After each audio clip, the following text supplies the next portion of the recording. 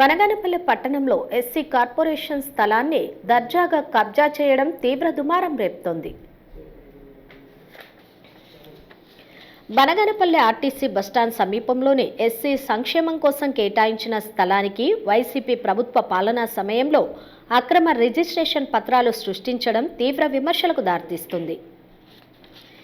ఎస్సీలు అభివృద్ధి చెందాలి అని షెడ్యూల్ కులాల సేవా సహకార సంఘం ద్వారా 1987వ సంవత్సరంలో దుకాణాల సముదాయాన్ని ఏర్పాటు చేసి బనగానపల్లి పట్టణ సమీపంలోని ఆర్టీసీ బస్టాండ్ పక్కనే 8 రూములు అప్పట్లో ప్రభుత్వం నిర్మించి పేదలకు పంపిణీ చేపట్టడం జరిగింది.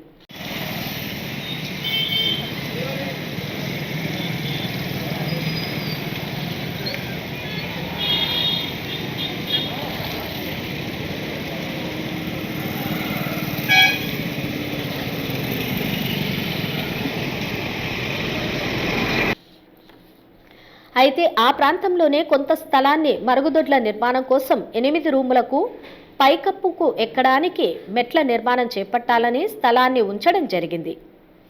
అయితే ఆ స్థలంపై ఒక అక్రమార్కుడు కన్నేసి కొంత ఆక్రమిస్తూ ఏకంగా 2 అంతస్తుల భవనాన్ని నిర్మాణం చేపట్టి దర్జాగా కబ్జా చేశాడు.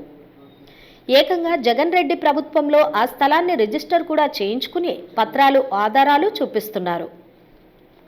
ఎస్సీ కార్పొరేషన్కి కేటాయించిన స్థలం అని తెలిసినా ఇతరులకు 2 అంతస్తుల భవనం కట్టించుకోవడానికి అనుమతులు అధికారులు ఎలా ఇచ్చారు అన్నది ప్రశ్నార్థకంగా మారింది. ఎస్సీల సంక్షేమం కోసం ఇచ్చిన స్థలంలోనే భవనం నిర్మించడంపై సంఘం నాయకులు ఆగ్రహం వ్యక్తం చేస్తున్నారు.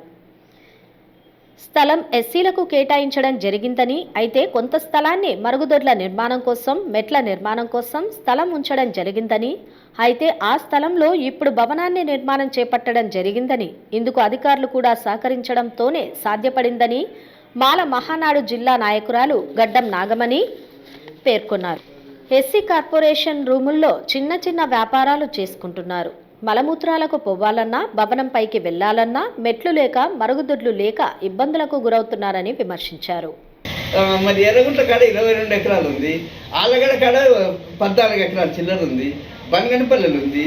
మరి భూములల్లో మీ దగ్గర పెట్టుకొని ఎస్సీ కార్పొరేషన్లు ఎవడో ఎస్సీ కార్పొరేషన్ వాడు జరుపుకుంటుంటే కాంప్లెక్స్ ఇది ఇస్తుంది, మీరు బాడే కట్టలేదు, మేము క్యాన్సల్ చేస్తాము.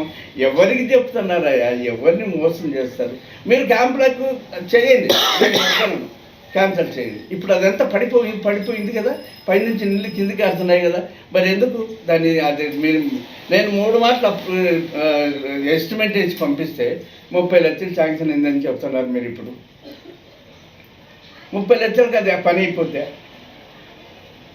మరి ఆచారికి ఫ్రీగా ఇచ్చినారు కదా, అవతల ఆచారికి ఇచ్చినారు.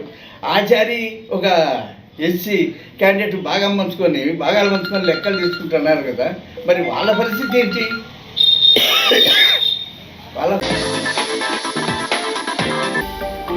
హలో అండి, నేను మీకు Rakshitha. Please do subscribe Nandyal communications.